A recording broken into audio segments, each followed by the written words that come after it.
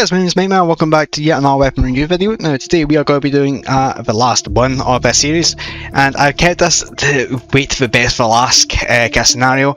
We have the Dawn Enforcer, and this is a pistol, just to kind of get things off the bat of this. So it has a 55 handgun pistol with 99 round capacity, 1.75 shots per second, 2 shots per second, 70 damage per hit with a 10-degree firing cone, 15% critical chance to obviously for a critical hit.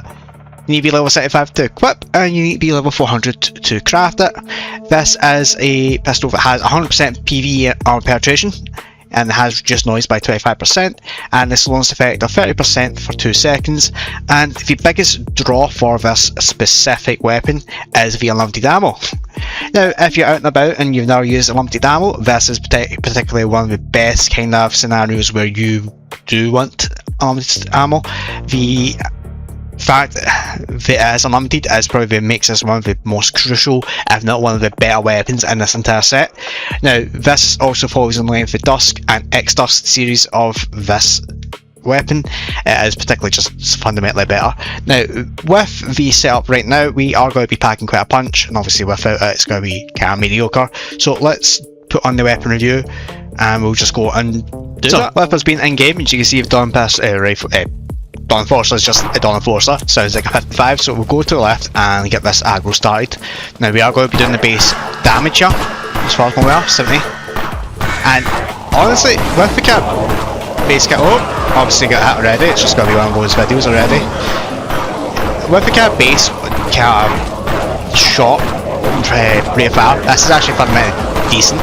What would make this a little bit better is if it has some sort of piercing effect. I mean, look at all those crows that would have been casting as they have. It's fundamentally just a much better weapon to use. The unlimited ammo does make it better for looting, and honestly, as well. The boss hunt aspect for it, obviously, as well, being unlimited ammo does help. Obviously, given that it's not going to kill everything in one hit at the early stages, but by the time you make this, you go hit again. We're going to get a lot better with it. As you can see, the stalking power for it is particularly great. At its base stage, it does make it a bit more difficult, as obviously I'm trying to kill off some of the enemies here, but I've been hit twice, even focused on those specific enemies to get them out of the way. We are doing, definitely doing the base. So I'm just going to go back, I'm going to put on the grinding setup here, and we'll see how that goes. Yeah, to be fair, I'm not particularly... I would say this isn't really a weapon that is used for grinding or boss hunting. The unlimited ammo does make it a lot better to do those aspects compared to certain weapons like the Dawn Carbine, but I wouldn't say that this would be your go-to for it. Obviously with the carapace I've got, this will be just fundamentally better, so let me just get out of here.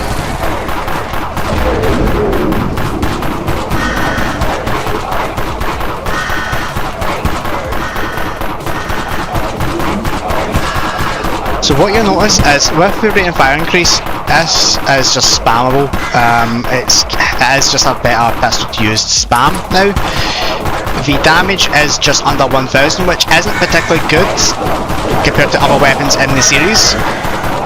That has obviously better control of the horde, but this still makes it easier to use as well. I'm going to get hit by something with this momentum. The fact that you can keep up with, to some degree, with these boosts is helpful, but it's not, again, set out to use against hordes. This would be something you would do in a 1v1 again, kind of similar to the I'm going to call it Dawn Razor because it's actually what it's meant to be. Yeah, it's a little bit underwhelming. It is, don't get me wrong, it is still one of the better weapons to grab. The main draw factor for the Dawn Enforcer is the unlimited ammo. But one thing people need to remember as well, there is quite a difference between obviously having a rifle and a pistol in the game. Rifles do pack up a lot more punch, but what you'll find is let me try and make sure that that's alive. The pistols actually do a bit more DPS than rifles. This is kind of highlighted on obviously comparing this between the Carbine and obviously Dawn Enforcer. You can get a rough idea of what it's actually like together. So I would ultimately say this is still a really solid choice to pick up. The unlimited ammo really is helping.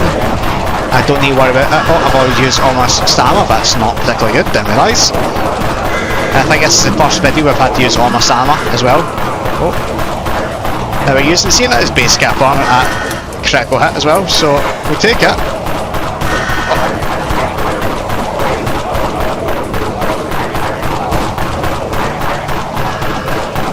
As you can see, it is still doing quite a lot of damage even though it's in critical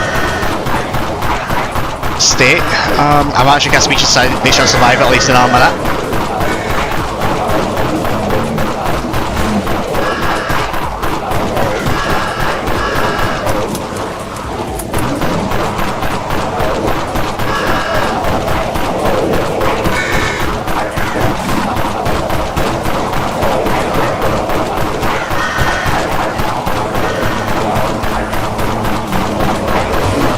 There we go, Doggo got me.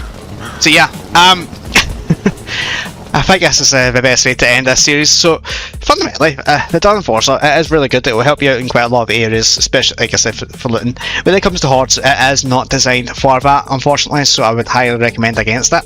If you're going to go for that, use one of the other weapons that's been shown in this series. The Dawn Enforcer with its unlimited ammo, it does take the cake compared to the first set of Dawn weapons, like for example Dawn Crest, Dawn Razor, Dawn Carbine, Dawn Sniper. Well, I say mine's Dawn Sniper. No, that's different. This does kind of make it a lot more viable to loot. It's more cost efficient and fundamentally just a better weapon to have. I have no issues with the Dawn Enforcer at its base stage. Again, it could be better. The weapon itself could be a lot better, but it's already been graced with the unlimited ammo, so you can't really complain. At its base form, I would probably give it a 7. Again, limited ammo really does carry it, and limited ammo is really underrated in a lot of different players. But it is one of the better ones to pick up, and obviously most cost efficient wise. What I would rate it in its full potential, I would probably give it about a 8.5. That's again, limited ammo for the kind of damage you could do is fundamentally a good one, especially when you're doing the boss hunting at the full potential of it. You're going to be slowing them down, bosses down a lot quicker. You're going to be doing the decent amount of damage for what it is, and really the noise reduction is minimal compared to anything else. It will be helpful around Death Row and Raven Ridge, but when you're going in other areas, it's not really that much of a requirement, in honesty. But you guys, thank you very much for watching. This is going to be the end of the Dawn series, sorry. Let me know what you think of this, and I'm going to have a poll in the comments just to see what is people's favourite kind of Dawn weapon. There will be a I guess it's going to be a S to F tier again at some point on these. But yeah guys, thank you very much for watching. Hope you have a great day, great time. I shall see you guys later, and goodbye.